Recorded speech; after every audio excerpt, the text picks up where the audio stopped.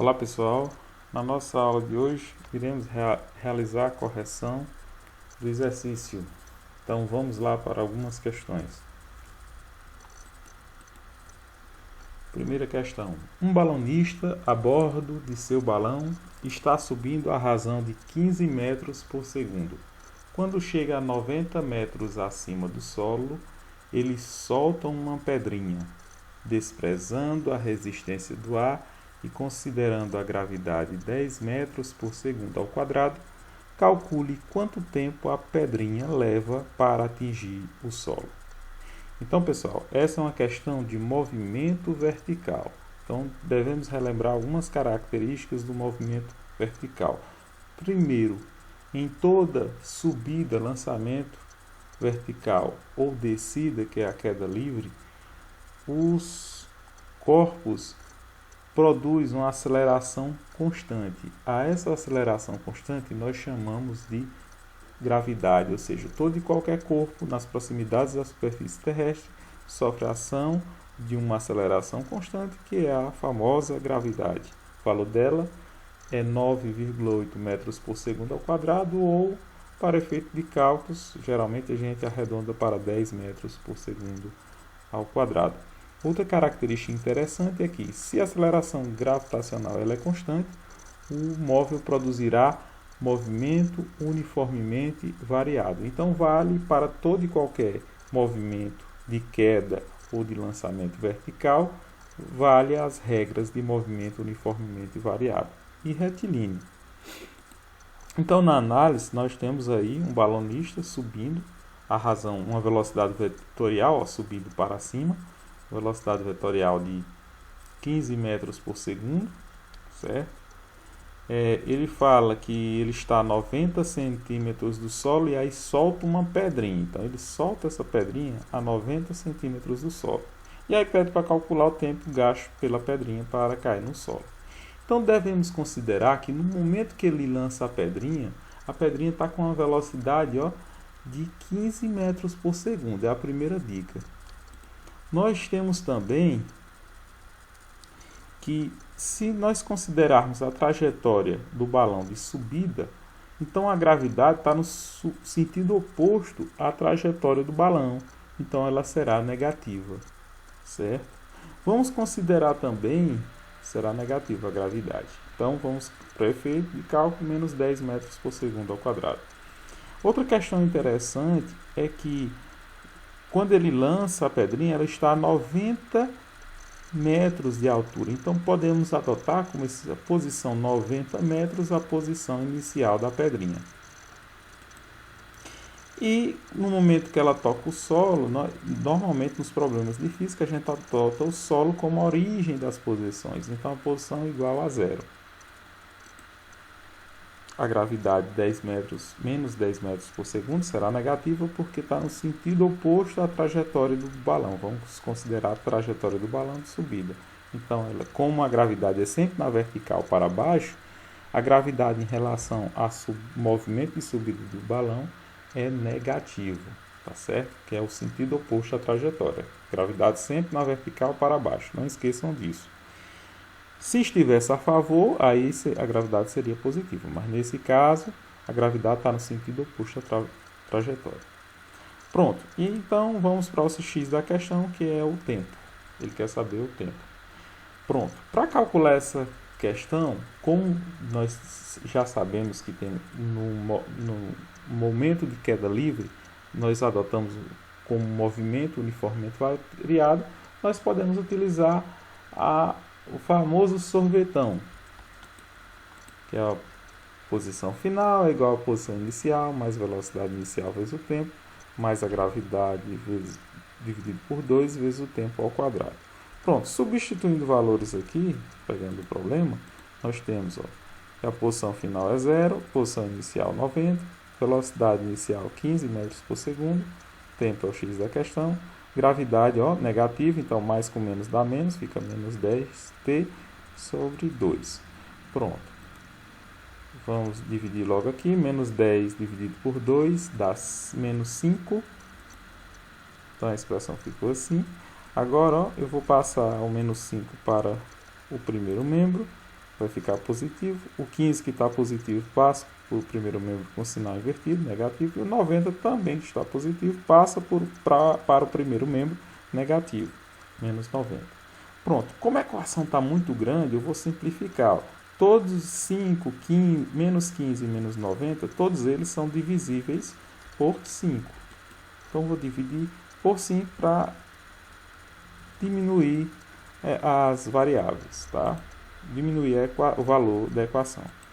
Então, ó, 5 dividido por 5 dá 1, então fica t ao quadrado, menos 15 dividido por 5 dá menos 3, menos 90 dividido por 5 dá menos 18. Pronto, ó, como nós temos t, uma variável elevada ao expoente 2 e t, podemos utilizar a forma de Bhaskara, que nós vimos lá na matemática, que delta é igual a b ao quadrado menos 4ac. Pronto. Então, nós vamos descobrir o delta, primeiro passo, para depois descobrir o valor da variável tempo. Então, bora lá. Substituindo valores, ó. Então, o coeficiente b, só para voltar, esqueci de dizer para vocês, ó. Então, ó, o coeficiente a é o que está atrás da variável ao quadrado. Aqui é como se fosse ax ao quadrado mais bx mais c. No caso de t ao quadrado, nós temos 1, que é 1 vezes t ao quadrado dá t ao quadrado. Então, o expoente a vai ser, o coeficiente a vai ser igual a 1, o coeficiente b vai ser igual a menos 3, e o coeficiente c, ó, vai ser igual a menos 18. Então, substituindo na equação, ficou assim, ó. Menos 3 ao quadrado, menos 4 vezes 1, vezes menos 18. Pronto, fazendo as operações, menos 3 ao quadrado dá 9. Aí, menos com mais dá menos, menos com menos dá mais. 4 vezes 1 dá 4, 4 vezes 18 dá 72. Somando 9 mais 72 dá 81. Pronto. Agora nós vamos jogar na fórmula ainda de Bhaskara. Aí nós temos, ó, x' é igual a menos b mais ou menos raiz de delta sobre 2a. Tá? Mas aí no lugar do x' vamos botar o t. Então, ó, t é igual a menos b, coeficiente menos b, mais ou menos raiz de delta, sobre 2a. Substituindo valores, temos, ó, menos b continua menos 3, lá da equação anterior, mais ou menos raiz de delta, delta descobrimos que vale 81, vezes 2 vezes a, o coeficiente a, nós, vendo lá para a equação anterior, era igual a 1. Pronto, menos com menos dá mais. Então, vai ficar 3, raiz quadrada de 81 é 9, 2 vezes 1, 2. Pronto. Agora, vamos fazer, ó, 3 mais 9 dá 12. 12 dividido por 6, 12 dividido por 6, dá 12 dividido por 2 dá 6.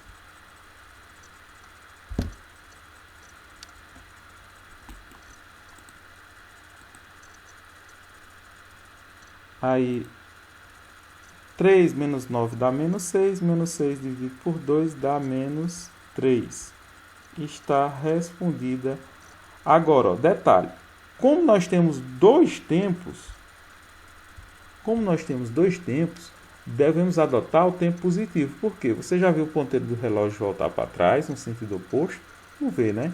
Ou seja, não existe tempo negativo. Então, nossa solução é t igual a 6 segundos. Está respondida a primeira questão do nosso exercício. Vamos para a próxima questão. Uma pedrinha de argamassa se desprende do topo de um prédio antigo, atingindo o solo com velocidade escalar de 40 metros por segundo.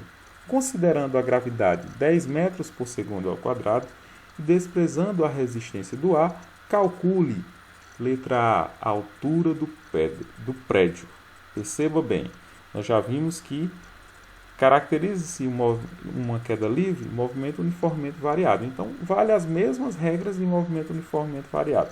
Primeiro, a situação que nós temos é uma pedrinha, se desprendeu uma argamassa do prédio. E ele começou a entrar em queda livre, sem influência de nenhuma força externa, só da gravidade, que nós sabemos que é uma aceleração e que ele já deu o valor de 10 metros por segundo ao quadrado.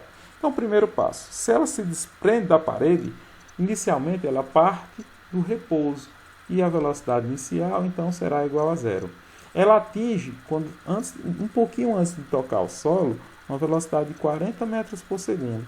Então, ó, podemos dizer que a velocidade final é 40 metros por segundo. A gravidade no local é 10 metros por segundo. E quer descobrir a altura do prédio. Então, para descobrir a altura do prédio, que é o próprio deslocamento que a pedrinha vai descer em queda livre, que é a própria altura, nós vamos utilizar a fórmula do vovô, ou vamos utilizar a equação de Torricelli. Por que, professor? Porque ele não deu tempo. Quando não dá o tempo, utiliza-se a equação de Torricelli.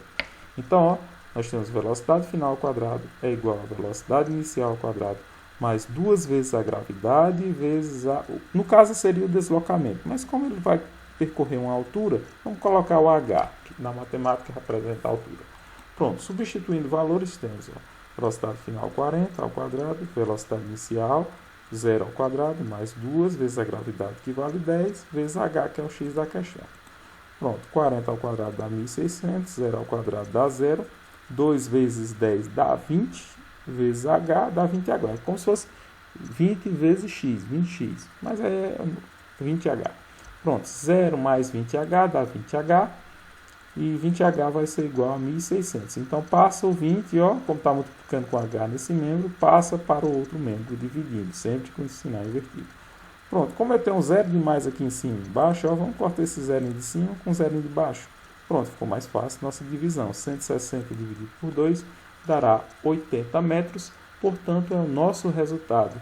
A pedrinha, a argamassa, a tocar o solo, ela percorreu uma altura de 80 metros. Está respondida a nossa letra A da segunda questão.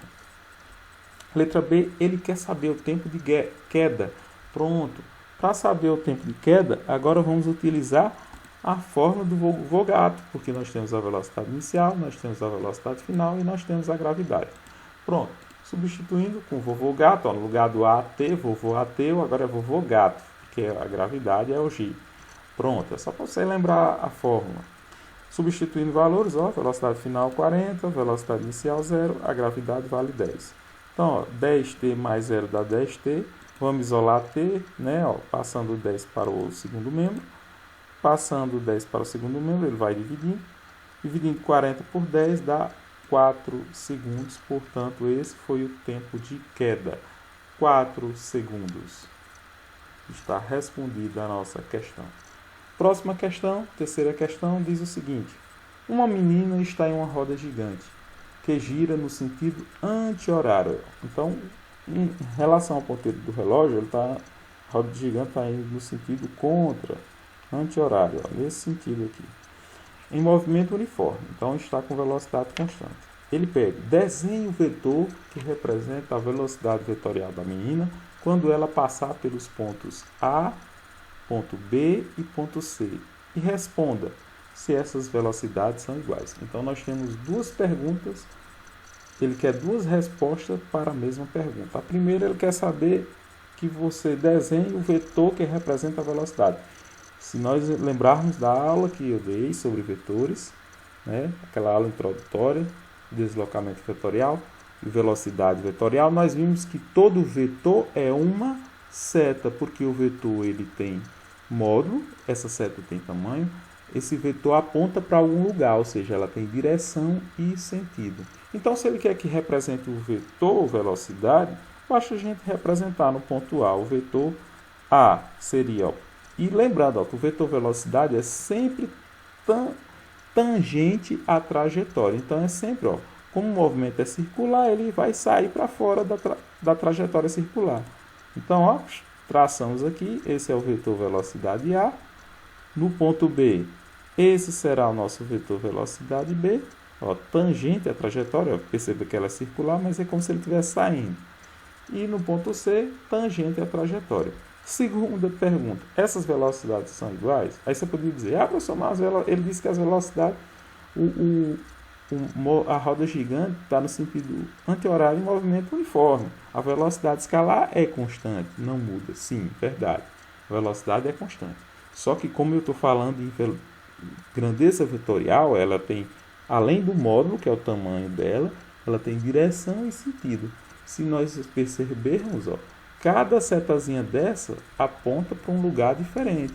Então, se cada setazinha aponta para um lugar diferente, essas velocidades não serão iguais, pois têm direções diferentes. E está respondida a nossa questão. Pronto, pessoal, eu fico por aqui e até a próxima aula.